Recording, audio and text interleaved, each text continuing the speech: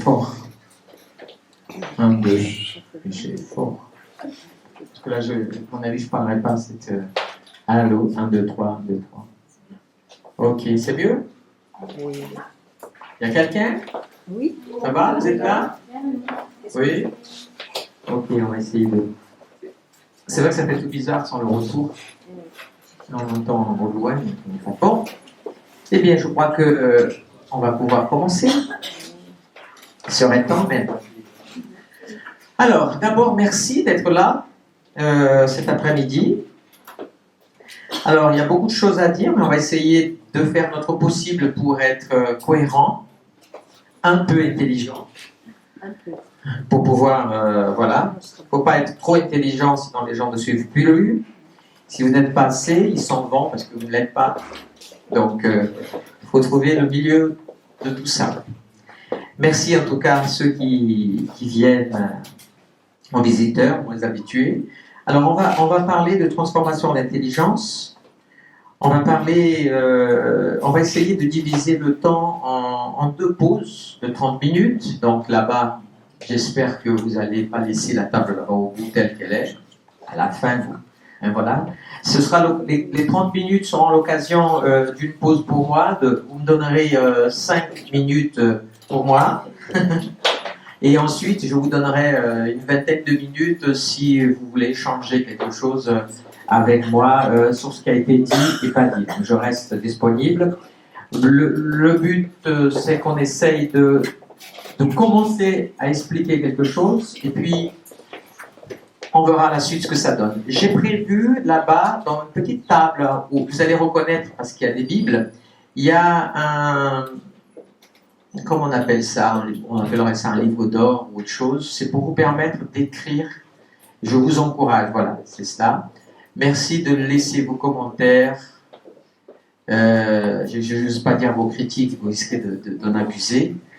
Mais oui, vos critiques aussi. Vos idées. Et si vous avez envie, par rapport à ce que vous aurez entendu, peut-être qu'on se parle à une autre occasion, à un autre moment, avec du temps, vous allez venir avec votre cahier, plein de questions et tout, il suffira de laisser vos coordonnées en demandant un contact. Je pourrai vous appeler à ce moment-là et savoir à quelle sauce je dois être mangé. Non, j'ai pas peur, hein, c'est juste... Et puis, voilà, les idées, je laisse vraiment, parce que j'aimerais vraiment avoir un échange aussi sur la suite, parce qu'aujourd'hui, je ne pourrais pas donner une totalité de ce que j'ai à partager, il y a tellement de choses, et surtout parce que, vous voyez, je vais passer la première heure à faire une revisitation des différents concepts d'intelligence et compagnie, et il me restera après une autre heure pour développer peut-être 2 codes de l'intelligence, alors que normalement, il y en a 8 principaux. Ce qui ferait que si on devait aborder les 8 codes en sachant que pour chaque code, au moins 1 à 2 heures, donc vous voyez un peu, il faudrait que je fasse ça de temps en temps, dans un laps de temps, mais aussi, je peux pas le proposer ça si je n'ai pas, moi, l'assurance d'avoir un certain noyau qui suivent et qui vont jusqu'au bout. Sinon, des gens qui viendraient pour deuxième auraient zappé surtout tout ce qui va être dit aujourd'hui. Alors je vais enregistrer, ça c'est pour moi aussi, en audio et tout ça, ça me permet aussi de faire mon autocritique personnelle et puis donc de garder ça. Je vais prendre 2 ou 3 photos quand vous me donnerez la permission, juste comme ça, pour aussi moi, le bon souvenir de ce moment passé avec vous. Alors, comme vous savez, certainement je suis pasteur. Ok? Donc ça va, ne partez pas tout de suite.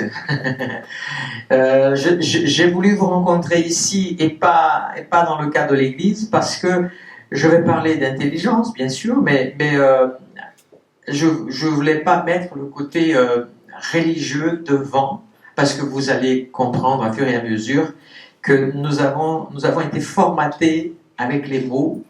Et un mot nous fait réagir positivement, négativement. Et malheureusement, de plus en plus, dans notre société, sans réagir, sans réfléchir, ce qui est déjà un paradoxe. Parce que logiquement, la logique voudrait qu'on réfléchisse avant d'agir. Mais notre situation, et on va le voir aussi, il y a un problème, nous souffrons beaucoup de SPA. Alors, je laisserai le suspense pour garder un peu, oui. Alors, vous savez ce que c'est la SPA? Oui, l'association pour les chiens. Des animaux, effectivement. Mais vous vous rendez compte que je ne vous ai pas invité ici pour parler de ces gentilles petites bébêtes. Il s'agit d'un sigle, d'un problème plutôt psychologique, mais aussi de notre génération et autre chose. Et je crois qu'en expliquant la SPA tout à l'heure vers le milieu, au début de la deuxième, peut-être je vais aussi aider d'une certaine manière à comprendre certains problèmes psychologiques. Ça, c'est une chose. Et puis, il y a un but aussi important dans ce que j'apporte. C'est pas simplement de vous nourrir d'informations. C'est pas vous nourrir de découvertes. Alors, je peux vous assurer que je n'ai pas de réponse à donner, mais des questions à vous laisser partir avec beaucoup plus de questions. Donc, vous allez partir avec plus de questions que de réponses. Si j'arrive à faire ça, j'aurai réussi ma conférence. Si vous partez avec toutes les réponses, ça aura été un échec. Ça veut dire que je suis tombé dans le problème de notre éducation scientifique. Celle qui, aujourd'hui, a fait de beaux jours, de belles années, même siècles, mais qui aujourd'hui devient responsable de l'état aujourd'hui de notre génération aussi, parce qu'il n'y a pas qu'une seule intelligence, on va voir, il n'y en a pas qu'une seule, mais notre société aujourd'hui, elle vit avec une seule intelligence développée un peu beaucoup.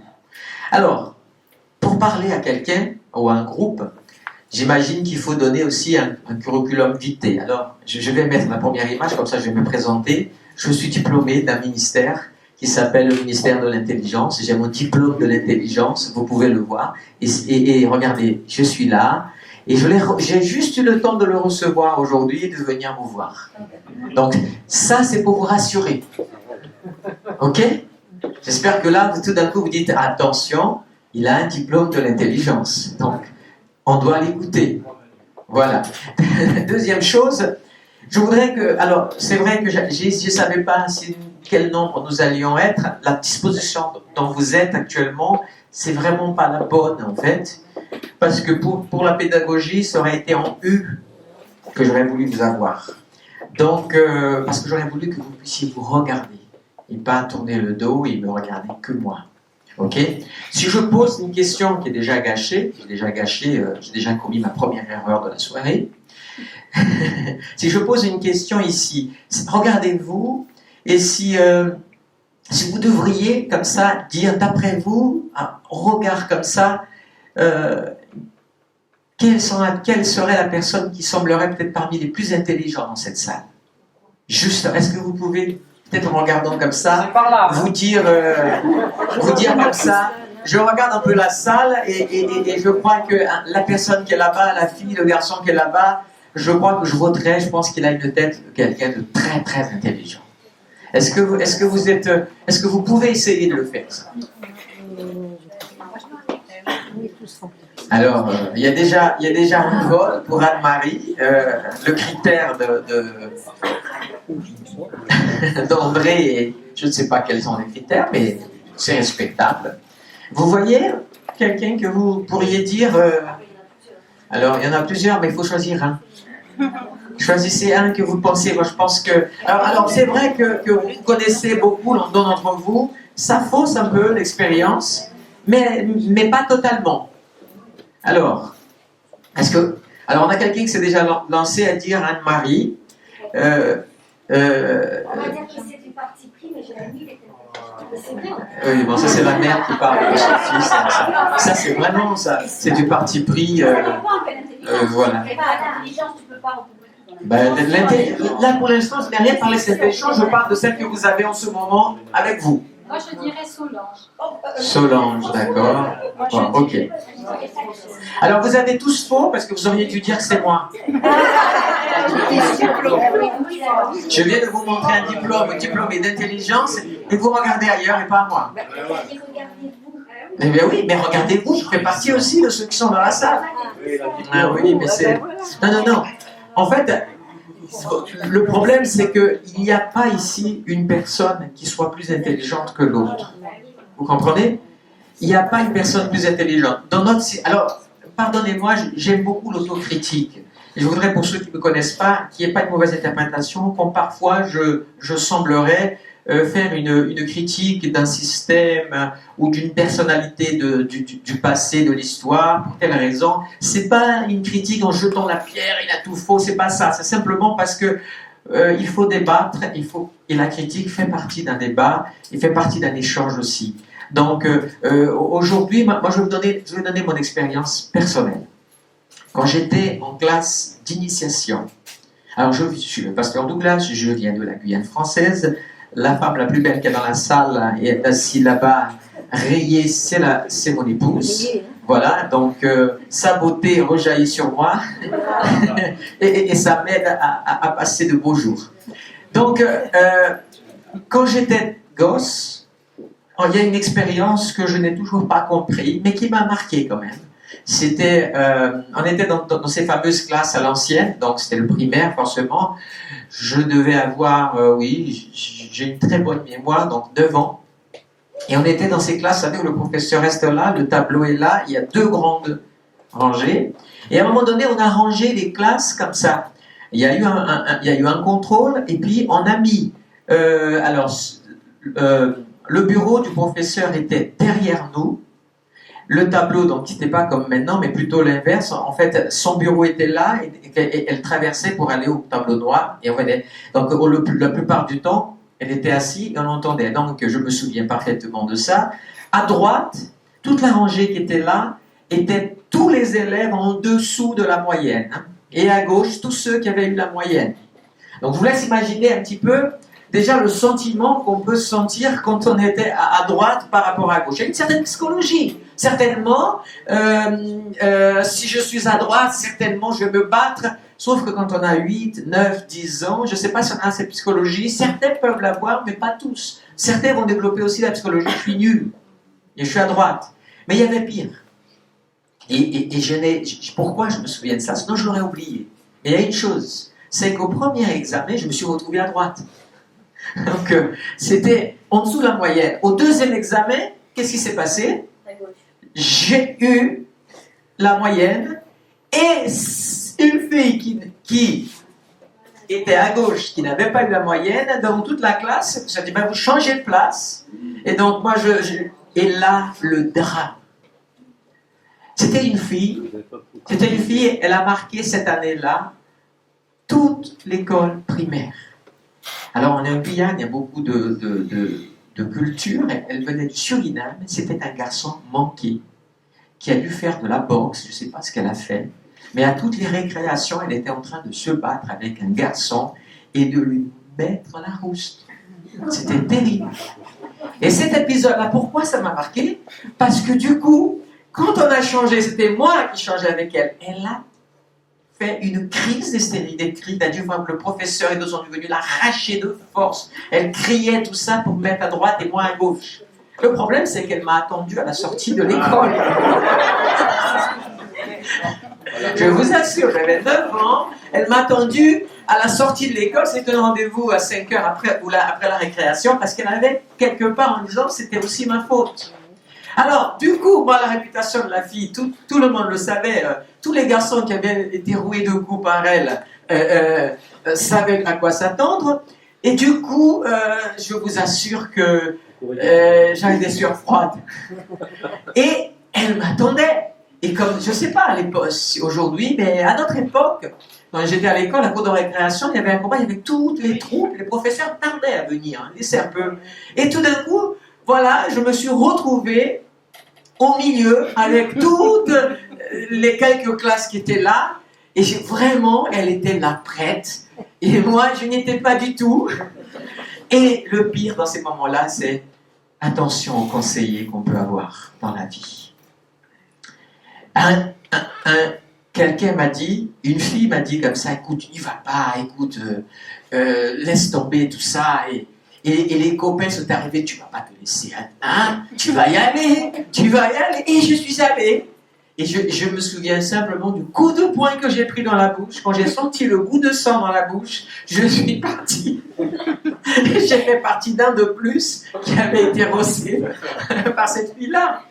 Alors, j'avoue que derrière, en sortant de l'école, les copains sont venus avec des grosses bières comme ça et on dit, écoute, tu l'attends à la sortie. Et là, j'ai dit, stop. Je vous raconte ça parce que voilà, ça peut aller vite parfois dans notre vie. Un élément peut enchaîner sur un autre. Mais des fois, le système d'éducation peut aussi créer des traumatismes de notre existence, comme il peut créer aussi des choses extraordinaires. Moi, en 6e, j'oublie pas le professeur de français que j'ai eu. Il m'a tellement marqué que franchement, aujourd'hui, j'ai encore le même tic. Je lis tout. Les panneaux publicitaires, les affiches, les trucs par terre. C'était notre devoir. C'était pour développer une lecture et pour comprendre, il fallait lire tous les panneaux publicitaires, tout. Et donc, quand on rentrait, il y avait un devoir dans lequel il fallait lire et expliquer ce qu'on avait compris. Et ça, c'était intéressant, parce que ça, c'est un peu la méthode pédagogique que je crois beaucoup, celle qu'on n'emmagasine pas pour répéter, mais on essaye de comprendre ce qu'on a vu et ce qu'on a parlé. Donc, toutes ces choses-là. Donc, je suis diplômé de l'intelligence, on va parler maintenant de l'intelligence. Et on va essayer de suivre un petit peu le CV que j'ai marqué ici. On va essayer de comprendre déjà, si tu veux bien, passer le prochain. Alors, transformation d'intelligence, bon, c'est un titre parce qu'il faut donner un titre, mais il y a un texte, parce que je crois que la transformation, l'intelligence, elle est évolutive. On peut aussi la transformer. Et donc, c'est pour ça que je vous ai dit au départ que tout le monde ici est intelligent. Simplement, vous avez des personnes qui ont, pour différentes raisons, développé plus, d'autres moins. D'autres parce que le milieu dans lequel ils vivent, etc., on pourrait dire. Mais, voilà, donc je préférais choisir ce garçon. Ils vous regardent tous avec une petite crainte, mais voilà, c'est le début de quelque part. On va aller plus loin, plus vite. Voilà, alors, juste la description de l'intelligence et pourquoi j'ai choisi cette image. Parce que l'intelligence est donc l'ensemble de nos facultés mentales qui permettent de comprendre les choses et les faits, et découvrir les relations entre elles et d'aboutir à la connaissance conceptuelle et rationnelle. Ok, on a dit ça et puis après on a gardé ça et puis après voilà. Puis en bas il y a un petit peu la partie étymologique. Le terme vient du latin intelligentia, signifiant la capacité de comprendre, ou on peut aussi dire, alors préfixe traduit de français, suffixe ligare, qui veut dire aussi lier les éléments entre eux. Ce qui est intéressant parce que comme l'intelligence, c'est lier des éléments entre eux, ben, figurez-vous que le mot religion, c'est religare et qui veut dire la même chose, sauf qu'au lieu de relier n'importe quels éléments, le but de la religion, et j'ai voulu illustrer ça, c'est relier l'homme à Dieu, ou Dieu à l'homme, le ramener. C'est ça le terme pour intelligence. Donc, vous voyez, parce que j'ai voulu dire ça parce que je vais essayer de vous montrer que aussi, un peu plus loin, pour avoir la foi, pour avoir une spiritualité correcte, saine, quels que soient les mots que vous voulez utiliser, il faut être intelligent. Selon le concept du Créateur, il faut être intelligent. Sinon, ça ne va pas trop. Ça veut dire qu'on pratique une foi, une religion, une compréhension spirituelle, mais sans intelligence, on va voir que c'est très très dangereux. On peut avancer encore, s'il vous plaît. Qu'est-ce que vous voyez là? Oh là là. Un cerveau. Alors? Un circuit de. Un échangeur, ok. Donc on a un échangeur, quoi d'autre? Un cerveau aussi. Alors voilà, un cerveau. Alors cette image est pour vous donner une idée un petit peu du cerveau humain. C'est un échangeur, mais c'est très compliqué. Voilà. Le cerveau humain, ça fait des siècles que tout le monde en parle. Tout le monde décortique sous différents angles. L'intelligence, qu'est-ce qu'il y a dedans? Vous savez, une des plus grandes aberrations, par exemple, qui a été faite dans l'histoire, c'est quand Einstein est décédé. Il y a quelqu'un qui a réussi à voler le cerveau d'Einstein parce qu'il voulait ouvrir et décortiquer et découvrir l'intelligence d'Einstein. Alors, bien sûr que le problème, c'est que c'était pas très intelligent, justement, de faire ça. Parce qu'à cette époque-là, on n'avait pas encore de découvertes qu'il y a encore aujourd'hui, mais bon, ça ne servirait pas à grand-chose.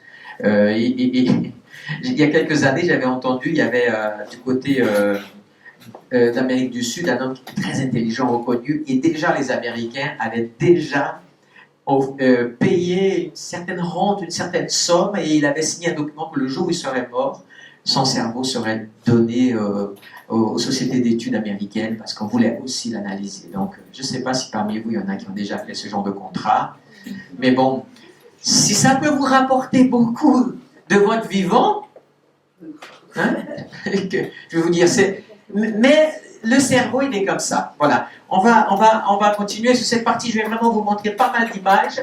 Alors, je vais passer un peu comme ça. Peut-être que vous connaissez un peu Freud. Et vous avez sûrement, certainement entendu parler de cette image-là, le conscient, préconscient, inconscient, le moi, le surmoi, le ça. Enfin, c'est une image pour montrer, essayer de montrer la compréhension qu'on a. En tout cas, ce que je vais retenir par rapport à ça, et ça vraiment, c'est que la partie conscient, elle est vraiment très peu émergée. Il y a une autre image qui va suivre, avec un autre terme. Là, on a préconscient. Là, vous avez un autre mot qui est plus récent. On a l'impression qu'on le connaît depuis tant, mais c'est le subconscient. Et le subconscient, actuellement encore, c'est des gros débats pour vraiment l'identifier. Les philosophes, les psychologues et d'autres sont encore. Donc, en tout cas, mais l'image de celui qui a fait ça a été inspirée un petit peu aussi de celle qui avait déjà été proposée par Freud, c'est que vous avez le conscient, le cerveau gauche. Alors, par contre, la côté du cerveau gauche, donc normalement votre partie du cerveau gauche est plus petite que la partie du cerveau droit, parce que se trouve le conscient, 10%, c'est la partie émergée, et puis l'inconscient, ou le subconscient, ou le cerveau droit, le monde invisible, il est immergé. Alors j'ai quelques définitions encore. Sur l'inconscient, par exemple, c'est la partie la plus profonde qui englobe la mémoire, les émotions, expérience qui construit le fameux moi. D'accord ? Il est également un concept en psychologie analytique. Alors c'est un concept jungien qui dit, dans ce cadre, il a sa définition propre, c'est-à-dire que l'inconscient se composerait d'un inconscient personnel, d'un inconscient collectif et d'un inconscient spirituel. Retenez les trois définitions. Inconscient personnel, inconscient collectif et inconscient spirituel. Alors, ce qui est intéressant, c'est parce qu'on va retrouver ça un peu plus tard, on reviendra, mais avec d'autres appellations, et il prendra un autre nom, parce que tous les philosophes se sont soutenus, ensuite critiqués, changés, et donc c'est tout un programme. Mais ce que j'ai pu accompagner et déceler un petit peu, c'est qu'il y a quand même un fil qui se tient tout au long de leur philosophie, parce qu'il y avait une recherche profonde de comprendre les choses. Alors, on va pas parler de subconscient, ni de préconscient. Moi, je vais utiliser le mot variante qui interprète pour cette partie-là, qui n'est pas ni l'inconscient, ni le conscient. Voilà comment la partie variante qui interprète les émotions, la mémoire, produit la pensée, crée les imaginations, produit des idées et fantaisies. Elle détermine, alors, qui suis-je? c'est-à-dire mon identité. Que suis-je? Ça, c'est l'espace qui englobe l'histoire de mon existence dans ma mémoire. Aussi, où je suis? Ça, c'est mon ambiance sociale. D'accord? Qui suis-je? J'ai déjà dit, que suis-je? Où suis-je? Comment je vais? C'est mes émotions, ma motivation. Qui je suis génétiquement? Là aussi, c'est la nature génétique, le métabolisme de ma personne, de mon cerveau. Et enfin, comment j'agis, c'est-à-dire en tant que personne gestionnaire de mon histoire de vie. Même si je vais gaspiller pas mal de temps là, dans la première heure à vous expliquer la partie technique, tout ce qui m'intéresse en fait, au bout d'un moment, dans la deuxième heure, et s'il y a une aventure par la suite, c'est que nous pouvons, avec ce que nous connaissons aujourd'hui, avec toutes les études qui sont faites, nous pouvons devenir gestionnaires de nous-mêmes. Alors, c'est dit comme ça tout de suite, c'est un peu compliqué. Je vous rappelle qu'il y a une phrase très intéressante, c'est que le conscient n'est pas maître dans sa propre maison. Donc ça donne une idée de ce que Freud pensait de l'influence que l'inconscient pouvait avoir sur le conscient. Et ça explique pour quelle raison? Ben, tout simplement à cause des crises, des problèmes, de maladies, d'ordre du psyché. Alors forcément, je vais utiliser psyché parce que quand vous entendez psyché, quand vous entendez cœur, quand vous entendez âme, c'est la même chose. Simplement, les différents corps, on va dire, de métier vont l'utiliser. La psychologie ne va plus prononcer âme, mais psyché, c'est préférable pour eux. Donc, on essaiera d'utiliser l'un ou l'autre. Voilà. Mais, ok. Y a-t-il d'autres présences? En tout cas, une chose est sûre, c'est que tout ça, c'est la partie variante, cette partie qui n'est ni du conscient, ni de l'inconscient. Et puis, il y a le conscient aussi. C'est le résultat du travail des deux premiers, en fait. C'est-à-dire qu'il y a ces deux éléments qui font que le conscient, il est là. Et le conscient, aujourd'hui, il est très illustré par le fameux QI, qui veut dire le quotient intellectuel. Combien déjà, vous avez déjà fait un test de quotient intellectuel? Oui? Oui? J'oublie tout ça. C'était pour savoir combien vous avez été. Oui, Martine, tu veux? Ah non, je dis pas. Ah d'accord, ok. Non, mais c'était le but. Donc, voilà, ok. Je dis pas. Non, c'est intéressant. Sauf que quand vous le faites, que vous voyez les questions qui sont posées, vous dites déjà qu'on n'est pas égaux. On n'est pas égaux face à ce test. Donc il y a déjà un souci là-dessus. On va continuer à avancer dans les images. J'essaye de passer. Alors, ce que j'ai voulu vous montrer ici, c'est du Hegel. C'est l'explication de ce philosophe, parce que c'est lui qui a introduit ce que vous connaissez peut-être sous le nom de thèse. Alors, Hegel explique que notre cerveau, et on doit vraiment faire ça, c'est-à-dire qu'il faut une thèse, mais pour comprendre, il faut absolument imposer à la thèse une antithèse pour faire la synthèse. Alors c'est vrai que c'est joli à dire comme ça, mais vous avez une illustration ici, par exemple, on va en prendre un exemple, l'intelligence. Alors, ce tableau n'est pas de moi, hein, donc c'est le tableau proposé donc, par Hegel. Donc, intelligence, esprit théorique. Vous voyez, il utilise le mot esprit, d'accord? Ici, vous avez la thèse. Elle se pose par rapport à l'intelligence, elle a un avis. Et il propose l'antithèse pour débattre ça, la représentation, pour arriver à ce qu'il interprète comme étant la pensée. Donc, dans sa construction, un avis, une représentation, et c'est une pensée. On a une autre image, on va illustrer. Pensée, là on rentre dans pensée, c'est pas fini. Du coup, qu'est-ce que c'est? La pensée, c'est comprendre, mais ne comprenez pas. C'est-à-dire, obligez-vous à juger ce que vous comprenez. C'est l'antithèse. Pour arriver à conclure cette pensée.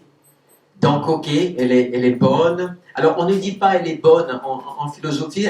Les philosophes n'aiment pas beaucoup cette idée qu'une chose est bonne. Les scientifiques, surtout, une chose est bonne. Et parce que le but, c'est d'éviter de se contredire. Donc, on va toujours, soit on va l'accepter, soit on va la nier. Mais surtout, on ne va pas admettre que, ah non, elle n'était pas bonne, on s'est trompé.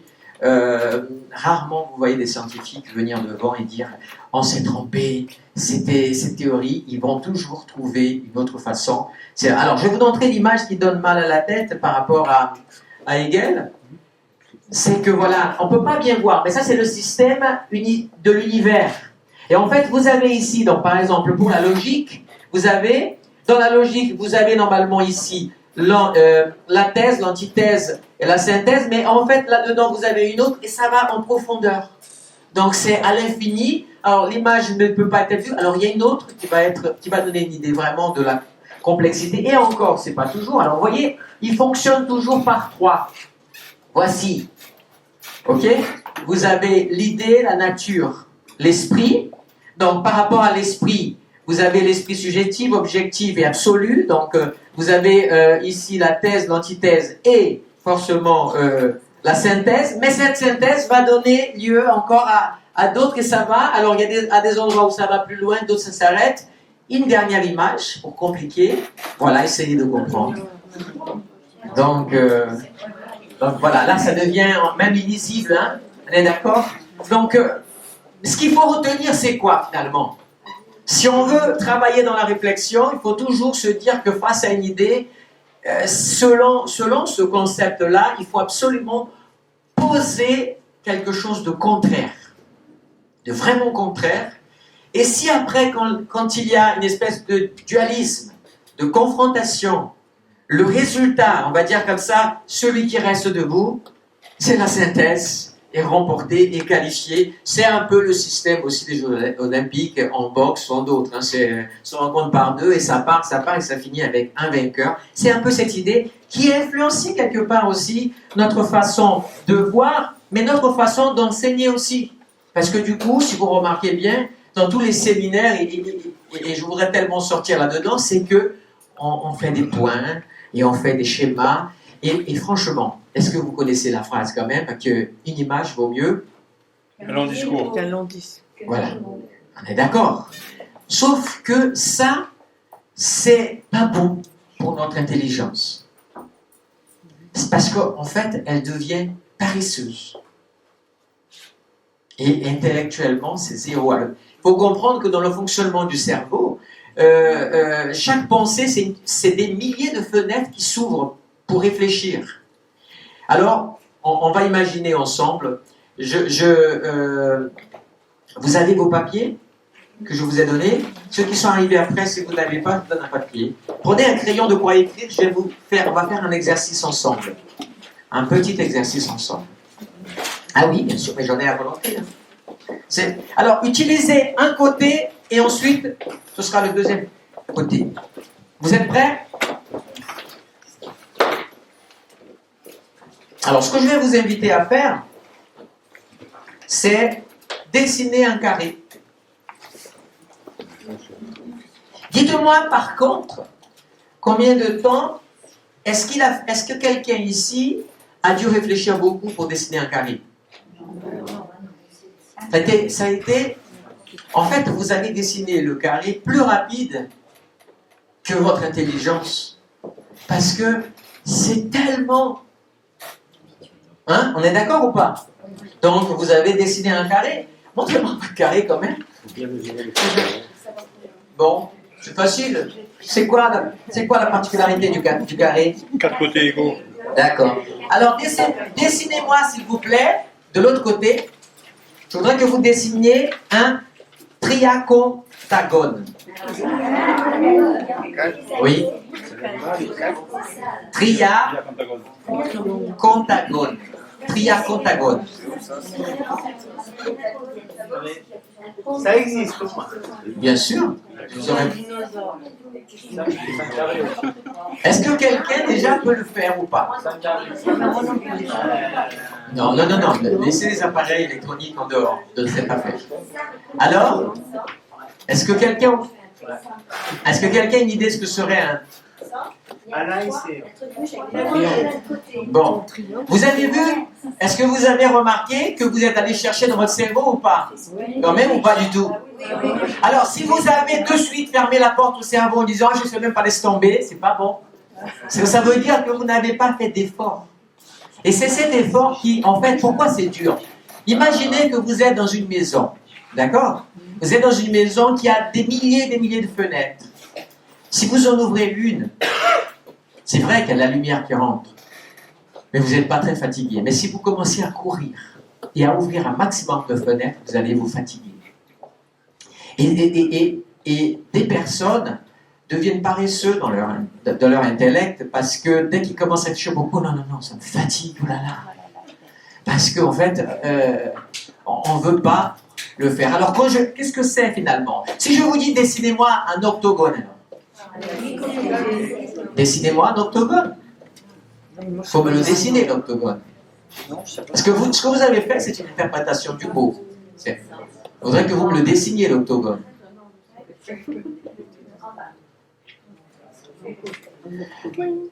Octogone, hein. D'accord. Un dodécadone.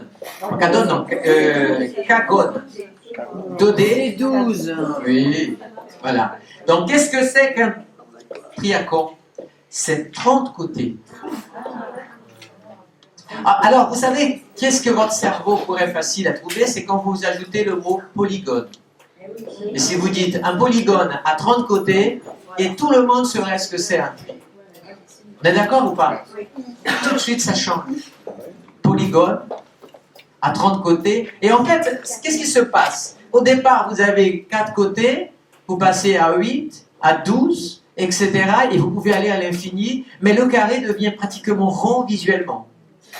Et ça demande beaucoup plus de travail. Mais il faut garder les côtés égaux avec tout ce qui va. Donc, c'est toute une figure de géométrie. Mais, vous voyez, ça fait travailler quelque part, parce que notre cerveau, à ce moment-là, face à ce qu'on sait.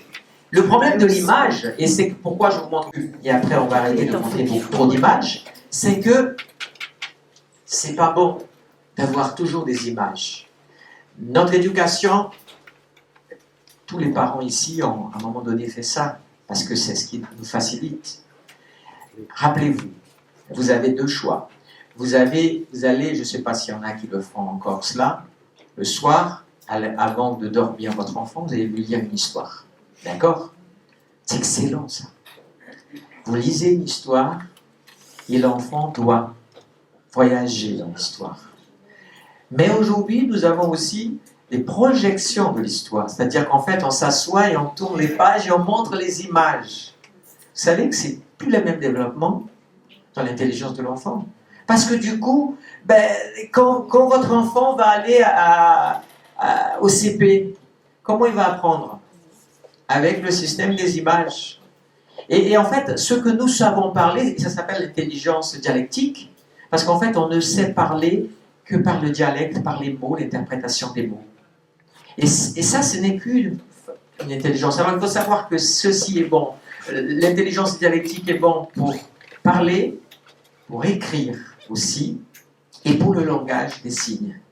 Il faut savoir qu'une personne qui est sourde, eh bien, il n'y a pas de souci, parce que le langage des signes va servir aussi comme système, elle va mémoriser les signes, elle va interpréter, ça va devenir des mots. Mais on a fait des études que le cerveau va plus loin que ça. Une personne aveugle, eh bien, elle peut voir les couleurs dans son cerveau. Vous voyez? Pourquoi elle va voir les couleurs alors qu'elle n'a jamais vu les couleurs? Alors les couleurs, parce que d'autres perceptions vont arriver à la faire voir ça. Donc des études ont montré que, voilà, nous limitons avec l'affaire des mots. Mais on ne peut plus rien faire. On est prisonnier de ce système-là. La preuve, il nous faut aller encore en image, et on va aller encore en image. Mais je vais quand même essayer de vous parler de ce qu'on appelle aussi l'intelligence multiple. Image barbare, pour commencer. Je fais l'inverse même. Je vous montre l'image barbare.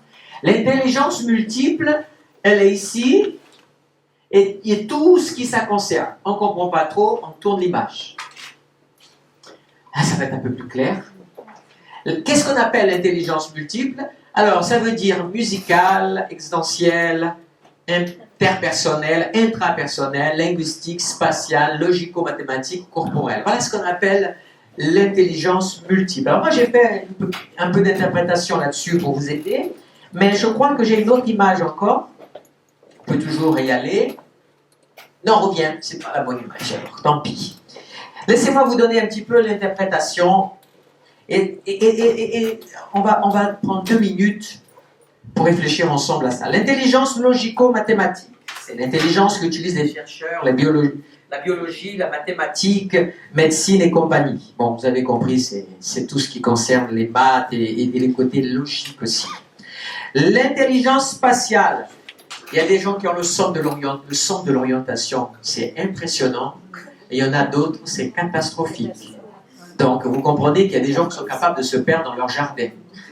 C'est sens d'orientation. Où est passée ma maison? Le jardin est grand. Donc, voilà. L'intelligence spatiale permet de se situer, de s'orienter, mais aussi de se présenter un espace non visuel. Donc, les géographes, les navigateurs, ils s'en sortent bien quand ils ont ça. L'intelligence verbo-linguistique, c'est la capacité de penser avec des mots. Donc là, nos amis les écrivains, les orateurs, les interprètes, etc., ils s'en donnent à cœur joie puisqu'ils vont utiliser les mots. Je ne vous parlerai pas tout de suite de l'intrapersonnel et de l'interpersonnel parce qu'elle va se développer davantage plus loin dans un autre type, mais c'est intéressant. Mais nous avons aussi l'intelligence existentielle. Alors c'est quoi ça? C'est l'aptitude à s'interroger sur certaines choses, normalement nos origines, notre destinée, mais aussi à énoncer des règles, etc. Alors, des fois, nous disons qu'il y a des gens qui sont trop égocentriques. C'est vrai ou pas? Et nous disons, et nous attaquons, et nous disons, ah, mais c'est pas possible. En fait, la personne qui est égocentrique, naturellement, c'est parce qu'elle a une grande intelligence existentielle.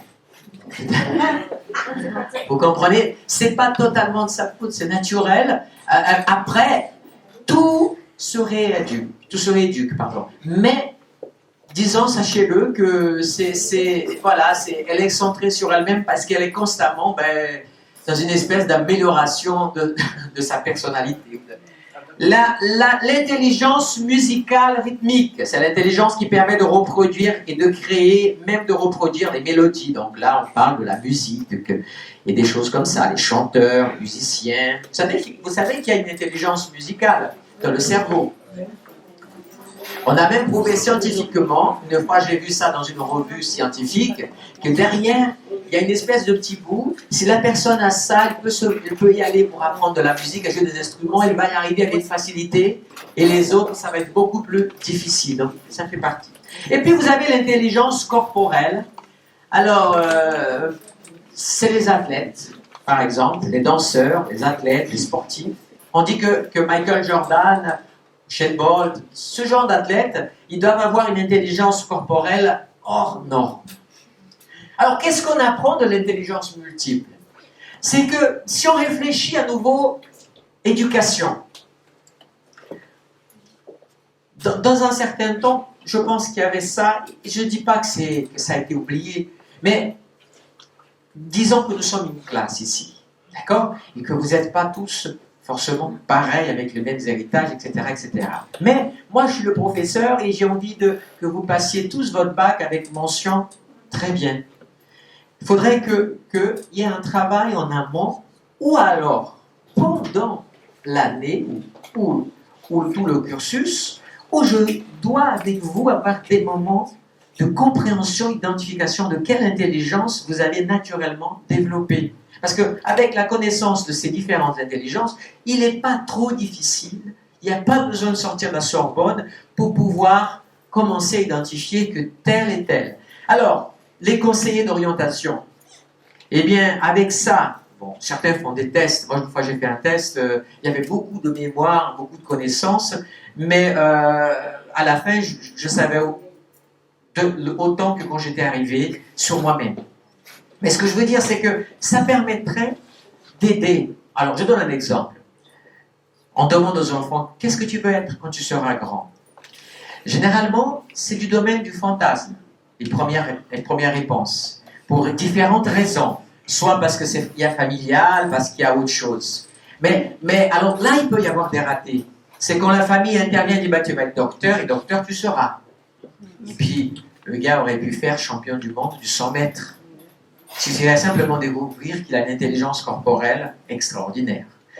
Sachez quand même que ça ne veut pas dire que vous n'avez qu'une seule. Voyez, moi j'en ai toutes les 8 qui sont là. Moins 7. Vous voyez, présenté comme ça, je passe tout de suite pour quelqu'un de bien. Si je m'étais arrêté au 8, je perdais à votre estime. Donc, il y a... Est-ce que déjà en vous parlant, vous avez identifié quelque part par rapport à vous-même? Tiens, je crois que si vous vous amusez à mettre une note ici, bon, sur la musicale, je me mets un 3 sur 10, mais par contre, sur l'existentiel, je suis très égocentrique. Mettez-moi 10 sur 10, s'il vous plaît. Non, n'exagérons pas. Mais découvrir notre intelligence naturelle dans laquelle le milieu, ou même peut-être un peu la génétique, notre héritage nous a fait développer, nous aiderait à nous avoir plus de réussite dans la vie et dans les choix des études, dans le moment où il faut avoir... beaucoup des enfants n'aiment pas l'école, c'est un martyr. Parce qu'ils sont à contre-temps de ce que voudraient et personne ne les écoute pour savoir, et les parents, parce que déjà on a dans cette éducation-là, cette éducation très scientifique, que tu as combien? Il faut que tu aies au moins 15. Et il faut que tu dois travailler. Alors vous savez les matières, quelles sont les matières où il faut passer? C'est maths, c'est français, quoi d'autre? Histoire et les langues, voilà, c'est ça. Donc ça veut dire que les autres comptent pour du beurre. Alors, elles sont là, mais bon, si tu rates, c'est pas grave. Ce qui est une erreur. Ce qui est une erreur d'approche, parce que tout le monde, on n'est pas égaux. On va voir qu'on n'est pas du tout égaux. Et déjà, on a tout ça. Donc, c'est une façon de voir, et je crois de pouvoir développer, si on peut, aller plus loin.